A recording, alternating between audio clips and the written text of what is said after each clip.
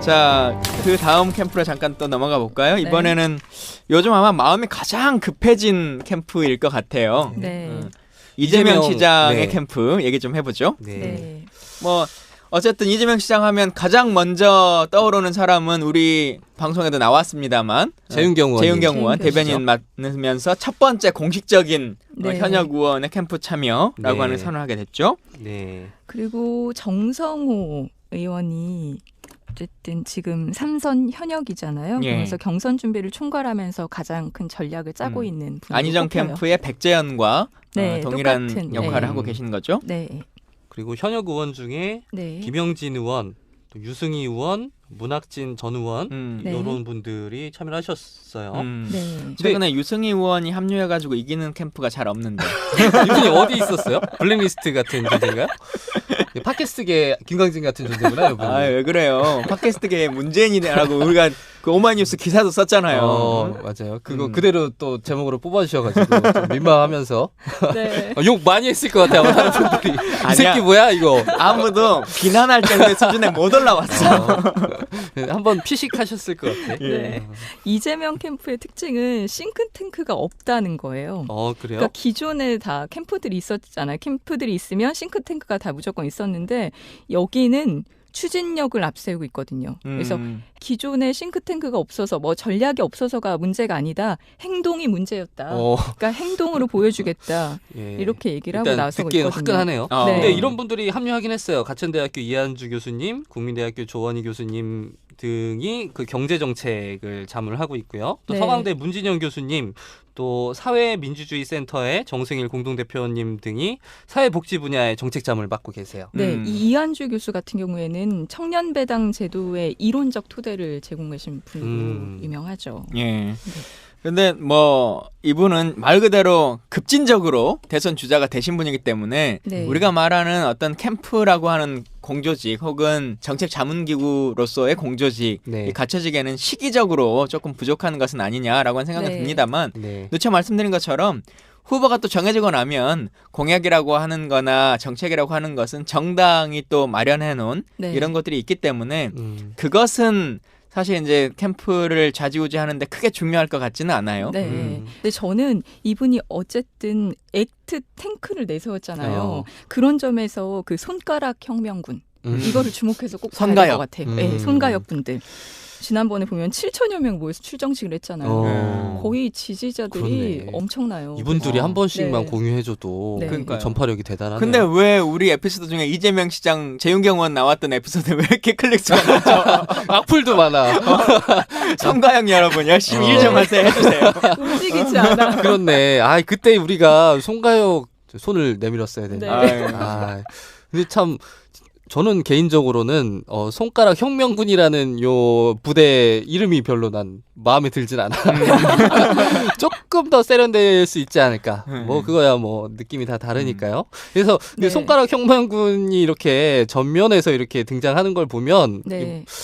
좀 아까 그 두 조직 아까 문재인 캠프 얘기하다가 네. 안희정 캠프 얘기했을 때 이거 좀 뭔가 확장성이 떨어지는 거 아니야라고 했는데 이재명 캠프 진영을 보니 무게감이 확 떨어진 느낌이에요. 근데 무게감이 떨어지더라도 저는 이제 손가락 혁명군이라고 하는 것을 어떻게 보냐에 따라 다르겠지만 결국은 직접 민주주의 혹은 네. 직접 국민을 대상자로 하는 캠프의 진영으로 보면 아주 크게 작동하고 있는 거잖아요. 그렇죠. 네. 근데 이제 이게 좀 너무 과도하게 일정적인 한 방향성으로만 쏠려 있는 것이 아니냐라고 하는 염려들은 좀 있습니다만 네.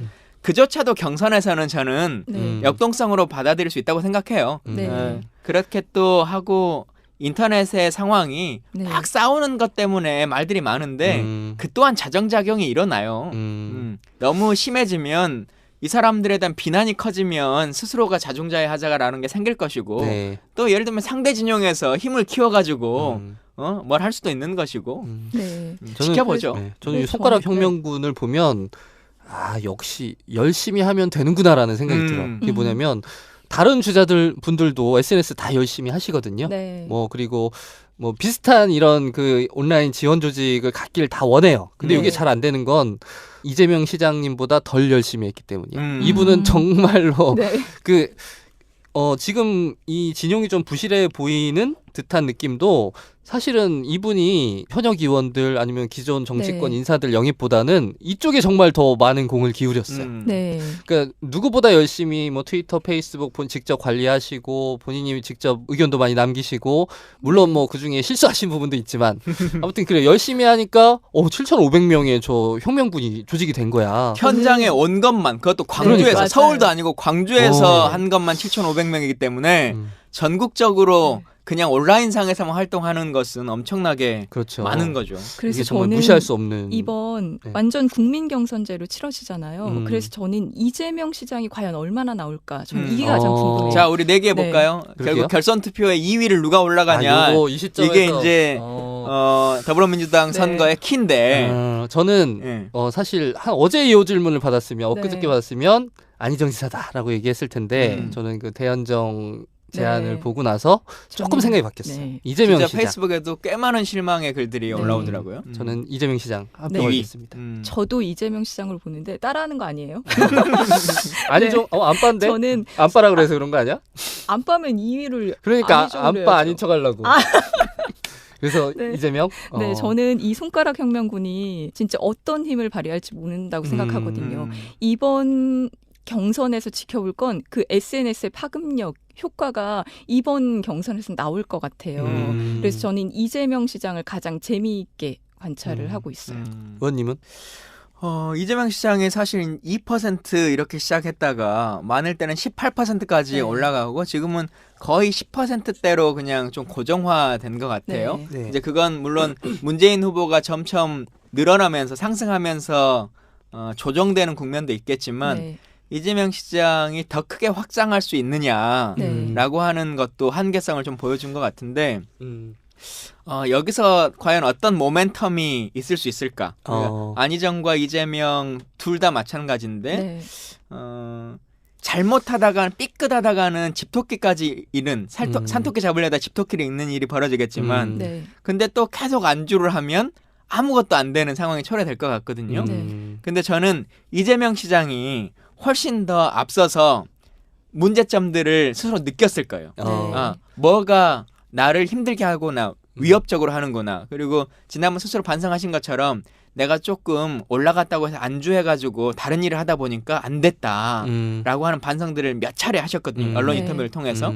그리고는 지금 계속 이재명스러움에 대한 강화나 그리고 사람들이 조금 염려했던 정책적인 안정감 이런 네. 것들을 주려고 해요. 저는 이재명 시장이 조금 더 올라가지 않을까라고 하는 생각은 있어요. 2대1이네요, 일단. 왜 2대1? 3대0인가요? 3대0. 휴즈. 이러면 내기가 안 되잖아요. 그러게. 뭐야. 다 쏠렸어. 예. 이러다 안희정이 올라가면 자, 우리 뭐. 안희정 지사 쪽에 네. 있는 분들 염려되면 빨리 저희 시사정비소에 출연하세요. 그래서 네. 시사정비소를 듣는 청취자분들께 안희정을 좀 판매할 수 있는 음. 기회를 네. 저희가 공짜로 드리겠습니다. 근데 예. 방금 그 의원님 말씀하신 이재명 시장님이 예전과는 좀 달라졌을 거다라고 말씀하셨는데 네. 저는 좀 아닌 것 같아. 그거를 어제 또 느꼈는데 저도 그럴 거라고 생각을 했는데 안희정 지사의 대연정 제안에 많은 분들이 좀 실망을 하셨는데 네. 거기까지는 많은 분들이 공유를 하시는 것 같아요. 근데 그렇다고 해서 사과하라. 이재명 시장이 거기다 대고 이거 제대로 해명해라. 네. 광장에 나와서 나랑 한번 토론하자. 뭐 이렇게 또 공격적인 태도를 보이셨어요. 거기 또 실망. 안희정을 까도 내가 깐다 이거지. 그러니까 후보끼리 이렇게 치고받는 모습을 그래요. 정말 보기 싫어하는 우리가 거예요. 이슈 정비를 해드려야 돼. 정비를 네. 하자면 안희정도 그렇고 이재명도 그렇고 지금 국민들한테 표가 되는 건 절대 상대 후보를 까면 안 돼. 그렇죠. 네. 새누리당을 까든지 네. 내 아니면 편인 사람을 까면 안 돼. 네, 본인의 주장을 가지고 예를 들면 대연정을 주장해가지고 국민 통합을 이룬다고 하면 이재명식의 국민 통합의 방식은 뭐다라고 그렇죠. 하는 것을 제안하는 게 중요한 거지. 또 이렇게 하면 표가 안 되는 게 뭐냐면요. 문재인이 어떤 공약을 내면 문재인의 그 공약 나쁘다라고 얘기해봤자 결국은 클릭 수는 문재인만 나와요. 제목 타이틀에 대한 그렇네요. 노출 수는 문재인만 나오는 요거 거지. 정치인다운 네. 발상 요거. 이재명의 그러네. 공약이 네. 나오지 않는 거거든요. 그러니까 자신의 공약을 내세워야 언론 타이틀에 그리고 SNS 네. 노출도 빈도에 제목은 자기 이름이 거론될 수 있기 때문에 누구 비난할 필요성 전혀 없어요. 네, 이렇게 되면 결국 박원순 시장처럼 될 수도 있잖아요. 이거 그런 악담을 네. 그러니까 안 빠가 맞네. 시장님들 이렇게 연대하시면 안 돼요.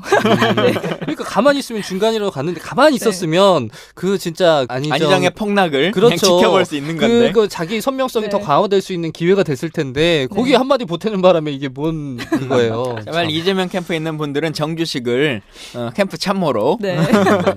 영입해 가십시오. 네. 네. 보내야 되겠어요. 빨리. 누구한테 좋은 일인지.